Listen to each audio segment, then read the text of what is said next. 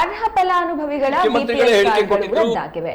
ನಮ್ಮ BPL card ರದ್ದಾಗಿದೆ ಎಂದು ಗ್ರಾಮ ಪಂಚಾಯಿತಿಯಲ್ಲಿ ಕಣ್ಣೀರಿಡುವಂತಾಗಿದೆ ಎಂದು ವಿಧಾನ ಪರಿಷತ್ ಶಾಸಕ ಸಿಟಿ ರವಿ ದೂರಿದ್ದಾರೆ.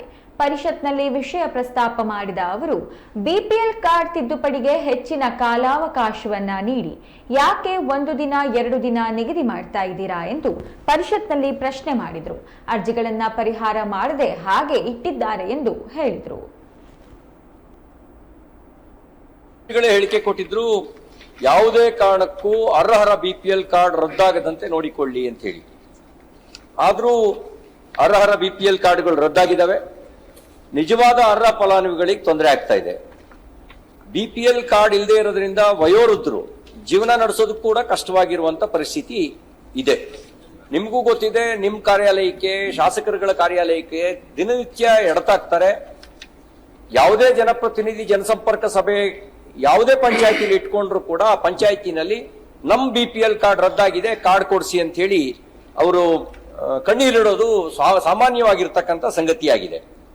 ಇದ್ರ ಜೊತೆಗೆ ಬಿಪಿಎಲ್ ಪಡಿತರ ಚೀಟಿಗೆ ಹೆಸರು ಸೇರ್ಪಡೆ ಮಾಡೋದಕ್ಕೆ ಮತ್ತು ತೆಗೆಯೋದಕ್ಕೆ ಯಾವಾಗ್ಲೂ ಒಂದ್ ದಿನ 2 ದಿನ ನೀವು ನಿಗದಿ ಮಾಡ್ತೀರಿ.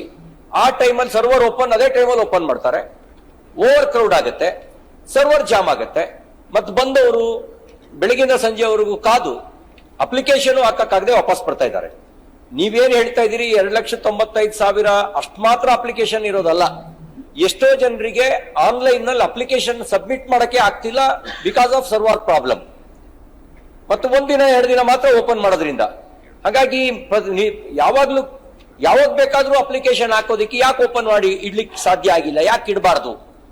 ಹಾಗೆ ಅನರ್ಹರ ಪತ್ತೆ ಹೆಚ್ಚಲಾಗ್ತಿರೋದ್ರಿಂದ ಹೊಸ ಪಡಿತರ ಚೀಟಿಗೆ ವಿತರಣೆಗೆ ಅವಕಾಶಗಳಿಲ್ಲ ಅಂತ ಒಂದು ರೆಡಿಮೇಡ್ ಆನ್ಸರ್. ಯಾಕೆ ಅನರ್ಹರ ಪಡಿತರ ಚೀಟಿ ಅದನ್ನು ಪತ್ತೆ ಹಚ್ತಾ ಇದ್ದೀವಿ, ಹಾಗಾಗಿ ಹೊಸ ಪಡಿತರ ಚೀಟಿಗೆ ನಾವು ಅವಕಾಶ ಕೊಟ್ಟಿಲ್ಲ ಅಂತಕ್ಕಂಥ ಒಂದು ರೆಡಿಮೇಡ್ ಆನ್ಸರ್ ಬರ್ತಾ ಇದೆ. ಆಮೇಲೆ ಈಗ ನೀವು ಕೊಡ್ತಿರೋದೇನು, ಮರಣಾಂತ ಕಾಯಿಲೆಗಳಿಂದ ಬಳಲ್ತಿರೋ ರೋಗಿಗಳಿಗೆ, ಈ ಶ್ರಮ್ ಕಾರ್ಡ್ ಹೊಂದಿರೋ ಫಲಾನುಭವಿಗಳಿಗೆ ಬಿಪಿಎಲ್ ಕಾರ್ಡ್ ವಿತರಣೆ ಮಾಡುವಂಥದ್ದು ಅದನ್ನು ಮಾತ್ರ ಚಾಲ್ತಿಯಲ್ಲಿದೆ. ಬಾಕಿ ಇನ್ಯಾವುದು ಕೂಡ ಚಾಲ್ತಿಯಲ್ಲಿ ಇಲ್ಲ. ಬಾಕಿ ಚಾಲ್ತಿಯಲ್ಲಿ ಇಡೋದಕ್ಕೆ ಯಾರು ಬೇಕಾದ್ರೂ ಅರ್ಜಿ ಹಾಕಿ ಅರ್ಹತೆ ಇದೆಯೋ ಇಲ್ವೋ ಅಂತ ಪರಿಶೀಲನೆ ಮಾಡೋದಕ್ಕೆ 365 ದಿನ ಓಪನ್ ಇಡೋಕೆ ಸಮಸ್ಯೆ ಏನು, ಯಾಕೆ ಇಡ್ತಾ ಇಲ್ಲ? ಇನ್ನೊಂದು, ಅರ್ಜಿಗಳನ್ನು ಪೆಂಡಿಂಗ್ ಇಡೋದ್ರಿಂದ ಸಮಸ್ಯೆ ಪರಿಹಾರ ಸಾಧ್ಯನಾ?